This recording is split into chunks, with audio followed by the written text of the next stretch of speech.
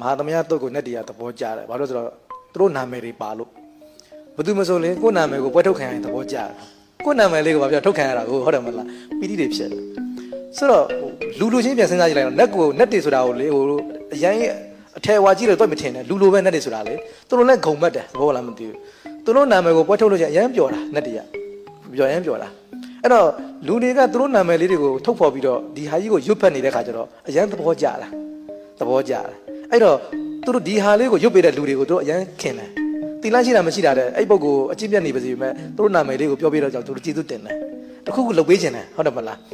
ကိုနဲ့ပတ်သက်တဲ့ကိုကျေးဇူးပြုတဲ့ပုဂ္ဂိုလ်ကိုအဲ့လိုဂုံဖော်ပေးတဲ့ပုဂ္ဂိုလ်ဆိုကိုလည်းခင်တယ်မေတ္တာထားတယ်လေတခုခုလုပ်ပေးလိုက်ခြင်းတယ်အဲ့သဘောပဲ